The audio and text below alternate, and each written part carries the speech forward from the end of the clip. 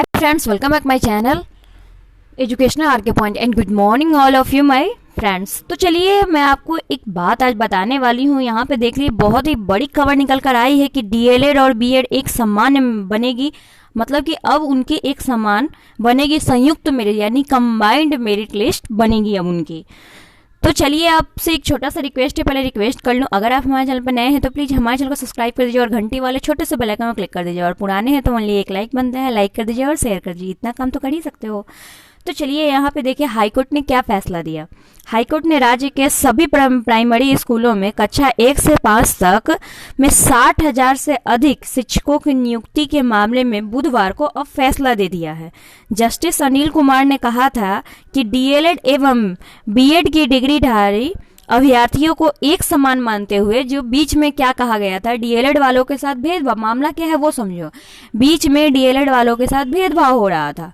Just like कि उनको कह रहा था कि डीएलएड मान्यता खत्म, और डीएलएड करने में भी आपको पैसे लगते हैं। ऐसा थोड़ी है कि बिना पैसे के, जैसे बीएड करने में लगते हैं वैसे डीएलएड करने, लेकिन डीएलएड में क्या होता है कि इंटर पास भी कर सकते हैं।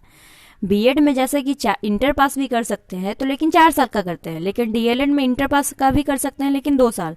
तो मान्यता उनकी इंटर पास तक ही रहती है, इसलिए उनका मान्यता NIOS द्वारा जो था उनका मान्यता बीच में रद्द कर दिया गया था कि उनकी मान्यता नहीं होगी। इस पर क्या हुआ कि बहुत सारे बच्चों ने अपना आवाज उठाया। आवाज के कारण ये मामला पहुंचा हाईकोर्ट। हाईकोर्ट से अब ये उन पर फैसला आया है कि अब इन दोनों की समान मतलब कि कंबाइंड मेरिट लिस्ट बनेगी। अब वो नहीं रहा बस ये पढ़ाएंगे 1 से 5 तक और आप पढ़ाओगे 1 to 10 तक। तो इस तरीके का अब ऐसा नियम बदला है होगा। तो आइए जानते हैं, आप मामला समझ चुके होंगे कि मामला था क्या। अब हम जानते हैं कि इसमें लिखा क्या हुआ है न्यूज में।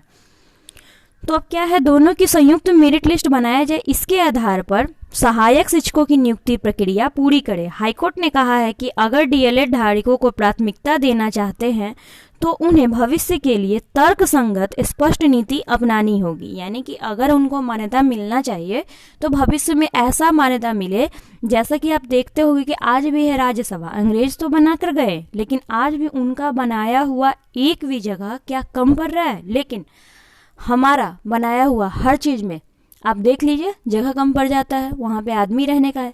उन लोगों की सोच कितनी ब्रॉड थी, मैं उन लोगों की सोच की बढ़ावा नहीं दे रही हूँ, बस एक बात बता रही हूँ, उन्होंने तो हम पे बहुत राज किया, लेकिन हाँ कुछ कुछ ऐसे काम भी थे जो कर गए हैं। खैर देखिए वो तो गए, अच्छा हुआ कि चले गए, नहीं तो आज गुलामी में ही रहते। तो हाईकोर्ट में संयुक्त मेरिट लिस्ट बनाकर उनकी काउंसलिंग के लिए नई अधिसूचना जारी करेगा। तो प्राथमिक शिक्षा को यहाँ पे देखें, इंपॉर्टेंट नोटिस आपके लिए ये है, प्राथमिक नियोजन में डीएलएड को प्राथमिकता देने के लिए राज्य सरकार ने निर्णय को किया अस्वीकार। शिक्षा विभाग की काउंसलिंग के लिए घोषित करेगा अब नया शेड्यूल, यानी कि अब नया शेड्यूल आपका जारी होगा। तो यहाँ पे देखिए आपके संशोधन में, यानी कि आप जो संशोधन, इसका भी बहुत सारा भी पेज है तो वो भी मैं बताऊंगी। तो आपके जो अगले संशोधन में कुछ बदलाव आने वाले हैं, यानी कि अगर आप बीएड करने जा रहे हो तो इस बातों को ध्यान में ही रखो कि हाँ कुछ न कुछ चेंजेज होने वाले हैं। नियोजन प्रक्रिया के नियम संशोधनों में गलत, 1 मिनट, फिर यहाँ पे देखिए कि ये क्या लिखा हुआ है। विश्वविद्यालय विधि विशेषज्ञ के मुताबिक हाईकोर्ट ने 2 टूक कहा है कि सरकार शिक्षक नियोजन में देने का निर्णय नियोजन प्रक्रिया के बीच में लिया है, जो यह उचित नहीं है। इस नियम के जारी विज्ञापन में कोई जगह नहीं जोड़ी गई है। विज्ञापन की शर्तों में यह संशोधन विधि नियमित नहीं। इसके अलावा पटना हाईकोर्ट में नीरज कुमार की याचिका लंबित है। यह तय किया है कि दिसंबर 18 माह डीएलएड डिग्री धारकों को मान्य किया जाए या नहीं, यानी कि अभी भी इन पर विचार नहीं हुआ है। चलिए आगे हम जानते हैं कि आगे क्या है। तो यहाँ पे देखिए कि हमारा पेज नंबर 17 में अब क्या आता है। दरअसल राज्य सरकार ने अभी निर्णय लिया है कि प्राइमरी स्कूलों में शिक्षकों की नियोजन प्रक्रिया में डीएलएड अभ्यर्थियों को प्राथमिकता दी जाए। यानी कि शिक्षा की जो नियोजन प्रक्रिया, आप जानते थे कि टीईटी का बहुत ज़्यादा अभी टेट का हल्ला चला था कि हाँ इसकी मान्यता जीवन भर के लिए रखा जाए, तो डीएलएड को भी अब इसमें सुविधा मिल सकती है। अगर सीट खाली बची तो ही बीएड को मिलेगा। तो इसमें क्या है कि फिर देखिएगा फिर हंगामा होने वाला है क्योंकि अब ये तो कोई मतलब ही नहीं है, बीएड भी तो इंसान कर रहा है ना, सबको दे तो इक्वल है। इसीलिए उन्होंने वहाँ पे टाइटल लगाया है कि बीएड और डीएलएड दोनों की कंबाइंड मेरिट लिस्ट बने। तो पूरा मामला क्या है आप अच्छी तरीके से आई होप कि समझ गए होंगे।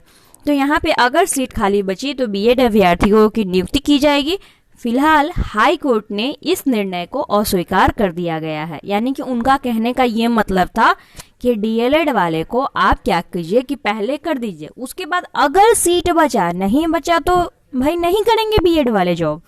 तो ये कहाँ का नियम है। खैर देखिए इस पर क्या विचार आता है, जैसे ही कुछ विचार आएगा हम आपको ज़रूर अपडेट करेंगे। तो चलिए इसी के साथ हम आपसे विदा लेते हैं। आई होप कि आपको ये सेशन अच्छा लगा होगा, कुछ न्यूज़ आपको इन्फॉर्मेशन अच्छी मिली होगी।